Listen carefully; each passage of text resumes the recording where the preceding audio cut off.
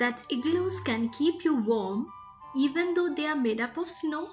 But how can naturally cold snow keep you warm? Logic says that igloos should melt while you sit inside, and you would, by all chances, end up by soaking wet.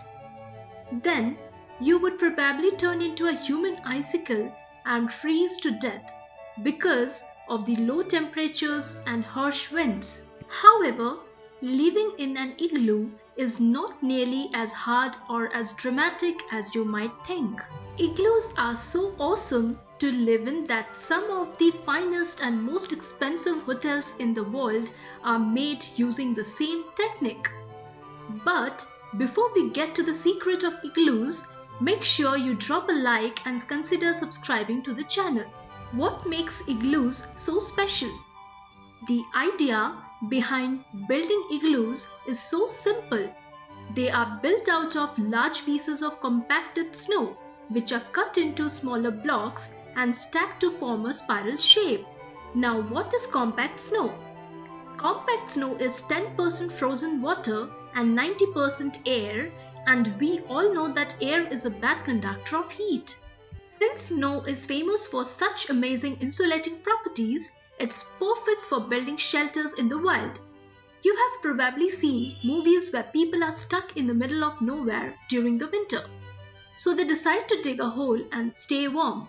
Well, animals have been doing that for thousands of years, and if they could survive the low temperatures, so can humans. Why aren't igloos built from ice? Unlike compacted snow, ice is not a very good insulator. Compacted snow has miniature air pockets that make it a great insulator, which is something that ice doesn't have. As much as 95% of the snow is just air trapped within tiny crystals, air can't circulate inside those, which is why it does an excellent job of trapping the heat in there. How does an igloo keep you warm? The floor of an igloo is actually cut into terraces that create 3 levels. The top level is meant to house your bed. The middle level is designed for a nice cozy fire, and the lowest level is used as a cold sink.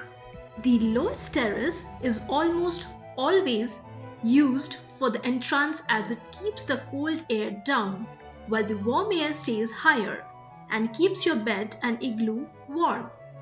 Unlike the warm air that rises, the cold air is heavier and falls naturally to the floor where the entrance is. The entrance itself features at least a single angled piece of the tunnel that prevents the cold winds from penetrating to the living area. The top of the igloo has a small hole cut into it so the smoke from the fire can leave the igloo safely. So it could be -50 Fahrenheit outside, but the inside of the igloo could be at a cozy 90 to 61 Fahrenheit, which is not warm enough for a t-shirt, but it's more than enough to keep you safe from the cold winds outside.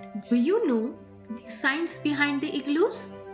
Well, moving fluids transfer heat through a process called convection. When a fluid stays still, it transfers heat by conduction, which is why ice melts when you put your finger on it. You transfer heat by physical contact. Moving fluid also creates chaos, thus transferring more heat by convection.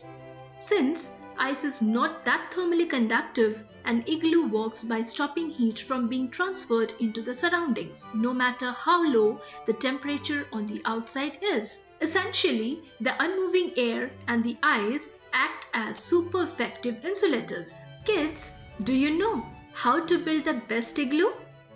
Well, first of all, you should never build an igloo with fresh snow, as it is too weak and powdery.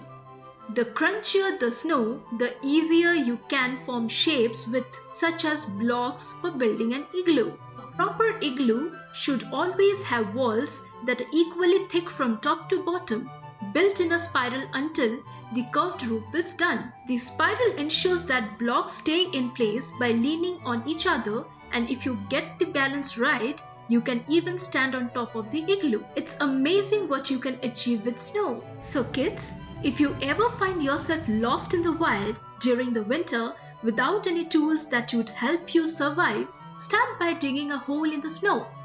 It might not be an igloo, but it will help you stay warm until help arrives. Have you ever built an igloo or stayed in one? If you have, feel free to share your experience in the comment section and don't forget to subscribe to the channel.